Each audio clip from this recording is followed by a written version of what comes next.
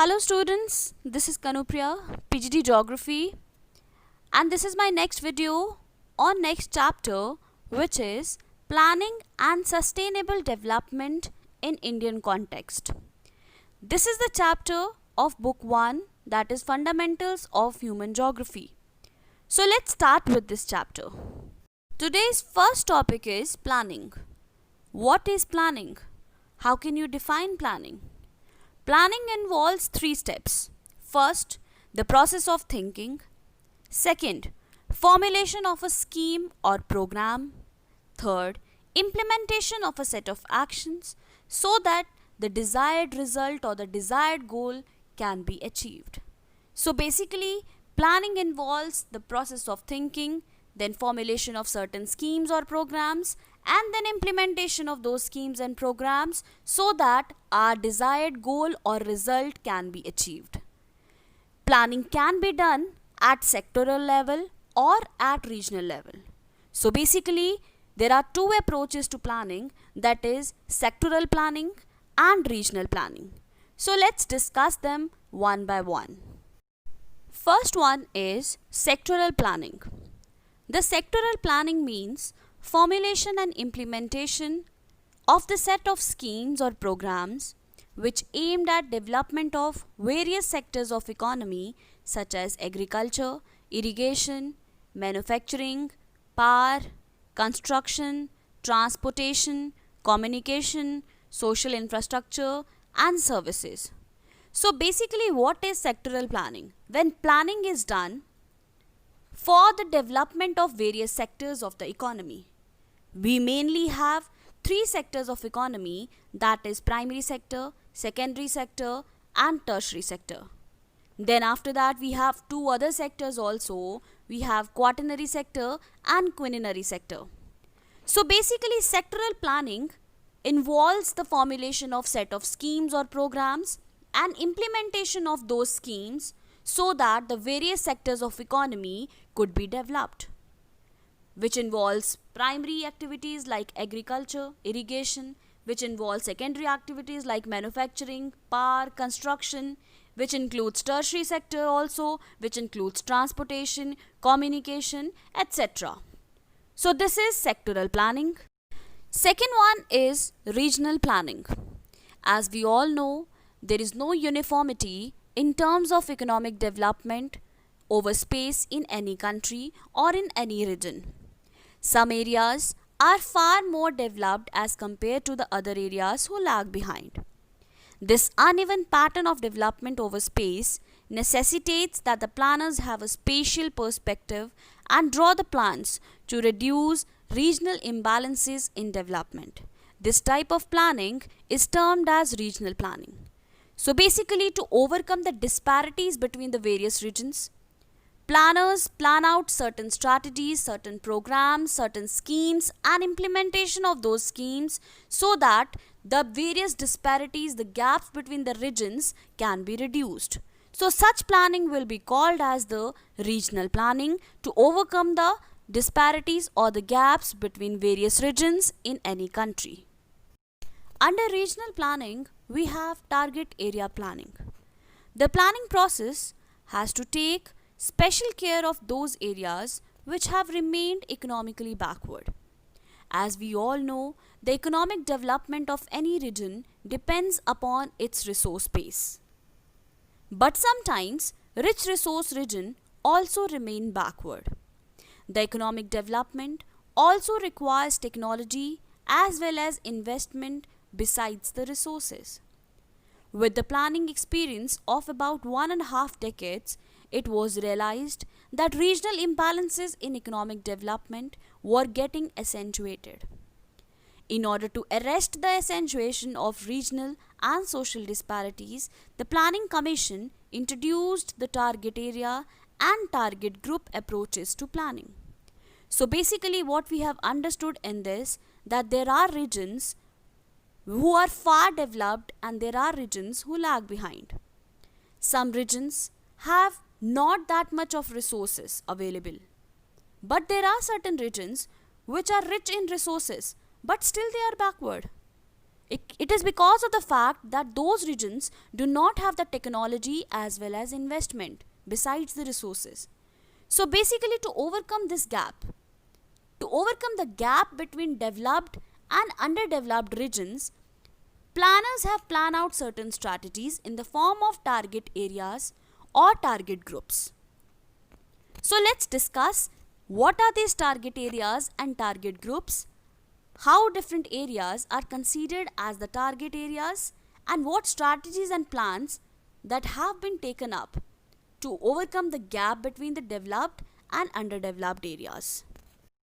We have number of target groups. Some of the examples of the programs directed towards the development of target areas are CADP, that is Command Area Development Program, DPAP, Drought Prone Area Development Program, DDP, Desert Development Program. We have HADP, that is Hill Area Development Program. We have Small Farmers Development Agency, SFDA, and we have Marginal Farmers Development Agency, that is MFDA. So these are the various target groups for which number of planners have planned out certain strategies and programs so that these areas could be developed along with the other areas. First one is HADP, Hill Area Development Program. Hill Area Development Programs were initiated during 5th 5-year plan covering 15 districts comprising all the hilly districts of Uttar Pradesh, nowadays Uttarakhand, Mikir Hills and North Chachar Hills of Assam, Darjeeling district of West Bengal, and Nilgiri district of Tamil Nadu or Nilgiri Hills of Tamil Nadu. The National Committee on the Development of Backward Area in 1981 recommended that all the hilly areas in the country having height above 600 meters and those who are not covered under tribal subplan will be treated as backward hill areas. So basically, Hill Area Development Program focuses on the hilly areas of Uttarakhand, hills of Assam, hills of West Bengal and hills of Tamil Nadu. Later on, it was recommended that all the hilly areas in the country having their height above 600 meters will be treated as backward hilly areas. Planners have worked out certain strategies and programs in order to harness the resources present in the hilly areas. Now, how these resources were harnessed? It was harnessed because of the development of horticulture in those regions. Then we had plantation agriculture, animal husbandry, poultry farming, forestry, and development of small scale and village industries. So basically, these were the strategies or the programs that have been taken up by the planners in order to develop the hilly areas. These were the strategies that have been taken up in order to harness the various resources available in the hilly areas through the development of these activities like horticulture, plantation agriculture, animal husbandry, poultry, or small scale or village industries. So this is Hill Area Development Program. This was the program initiated for the development of hilly areas in the country. Now comes the second target group, which is Drought Prone Area Development Program. This program was initiated during the 4th 5-year plan with the objective of providing employment to the people in drought prone areas and creating productive assets.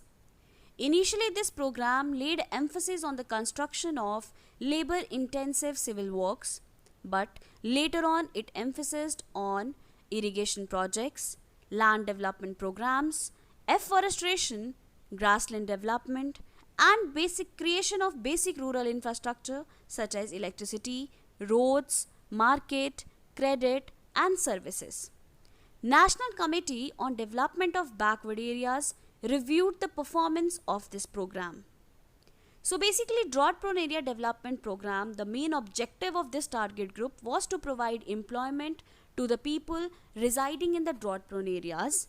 So they focused on provision of labor intensive civil works, but later on it focused upon the irrigation projects, land development programs, afforestation, and along with this It focused on the creation of basic infrastructure such as electricity, roads, markets, credit, and services. It has been observed that this program, that is Drought Prone Area Development Program, is largely confined to the development of agriculture and allied sectors with major focus on restoration of ecological balance. The other strategies of the development of these areas include adoption of integrated watershed development approach at the micro level, the restoration of ecological balance between water, soil, plants and human and animal population should be a basic consideration in the strategy of development of drought prone areas. Planning Commission of India identified 67 districts of the country which were prone to drought. Broadly, the drought prone area in India spread over semi-arid and arid tract of Rajasthan, Gujarat, Madhya Pradesh, Marathwada region of Maharashtra, Rayalaseema and Telangana plateau of Andhra Pradesh, Karnataka plateau and highlands, and interior parts of Tamil Nadu. The drought prone areas of Punjab, Haryana, and North Rajasthan are largely protected due to the spread of irrigation in these regions. So basically, when focus was given on agriculture, so most of the people were engaged to the development of agriculture, and because of which they had started including the marginal lands under agriculture, which was putting pressure on the land. So later on, other strategies were also included in this program, and which included watershed management program at the micro level. Moreover, focus was given to the restoration of ecological balance between water, soil, plants, human and animal population. And this drought prone area development program includes certain districts of the country which are semi-arid and arid regions of Rajasthan, Gujarat, parts of Madhya Pradesh, parts of Maharashtra, Rayalaseema and Telangana plateau of Andhra Pradesh, Karnataka plateau and plateaus of Tamil Nadu. So this is all about drought prone area development program. Now comes the next topic, which is case study. Integrated Tribal Development Project in Bharmor region. Bharmor tribal area is comprised of Bharmor and Holi Tehsils of Chamba district of Himachal Pradesh. Bharmor is a notified tribal area since 21st November 1975. Bharmor is inhabited by Gaddi, which is a tribal community. Like in J&K, we have Gujars and Bakarwals. So Bharmor region is inhabited by Gaddi tribes. They practice transhumance and they converse through Gadiali dialect. So basically, transhumance is a process of migration of nomadic herders from lower elevation to higher elevation during summers and from higher elevation to lower elevation during winters. So the Gaddis tribe, which is present in the Bharmor region, they practice transhumance and they have a proper dialect through which they converse with one another, that is Gadiali dialect. Bharmor tribal region has harsh climate conditions, low resource base and fragile environment. These factors have influenced the society and economy of the region. According to 2011 census, the total population of Bharmor subdivision was 39,113, that is 21 persons per square kilometer.